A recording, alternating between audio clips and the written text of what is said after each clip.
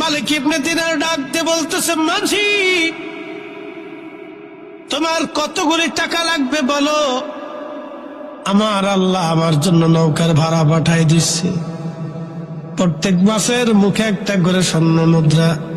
মাঝির আর বোঝার বাকি নেই। মাঝি ডাক দেখায়, হুজুর চিনতে পারি নাই, আপনারে ভুল হয়ে গেছে। আপনি জমানার মজ্জু বলি, আপনি জমানার মজ্জু বলি বুঝতে পারি নাই, ক্ষমা করে দেন।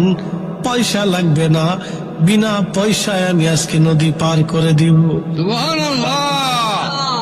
বহু বছর আগে আল্লাহর একজন ওলি, তার নাম হযরত মালিক ইবনে দিনার রাহমাতুল্লাহ আলাইহি। উনি যাচ্ছিলেন নদী পার হয়ে, নৌকাতে চড়ছেন, মাঝি নদী পার করবে। নদীর মাঝখানে যাওয়ার পরে মাঝি ডাক দিয়ে বলল, মালিক এবার তুমি পয়সা করে দাও, নৌকার ভাড়া দাও। মালিক ইবনে দিনার ডাক দিয়ে বলতেছে, মাঝি নদী পার হবার নৌকার পয়সা তো আমার কাছে নাই। উনি মাজ্জুব ছিলেন, আল্লাহওয়ালা। মালিক ইবনে দিনার ডাক দিয়ে বলে, মাঝি পয়সা দেব কোথা থেকে, আমি তো দিনহীন মুসাফির, কোনো পয়সা করি আমার নাই। মাঝি ডাক দিয়ে বলো, মালিক পয়সা যদি না দিতে পারো তাহলে ঘাড় ধাক্কা দিয়ে নদীর মধ্যে আস্তরে ফেলে দিব। বেটা পয়সা ছাড়া কেন আইসো?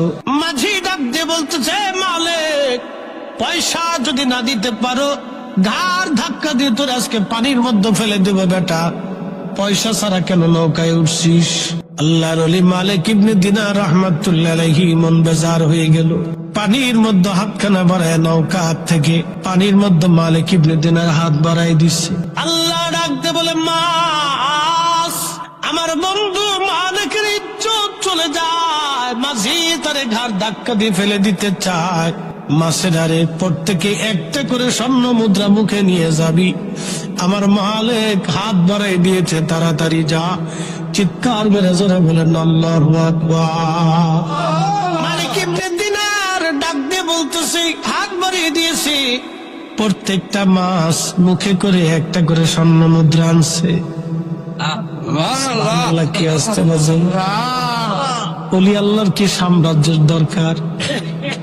ওলি আল্লাহর সাম্রাজ্যের দরকার না টাকার দরকার, না দুনিয়ার ক্ষমতার দরকার। না। ওলি আল্লাহদেরকে ক্ষমতা দিছে কে? আল্লাহ এরা চাইলেই আল্লাহর কাছ থেকে অনেক কিছু পায়। ঠিক। হাত বাড়াই দিছে। তো হাজার হাজার মাস প্রত্যেকে একটা করে স্বর্ণ মুদ্রা মুখে করে নিয়ে আসছে। সুবহানাল্লাহ। নৌকার চারপাশ দিয়ে ঘুরতেছে। মালিক ইবনে দিনার ডাকতে বলতেছে, মাঝি তোমার কতগুলি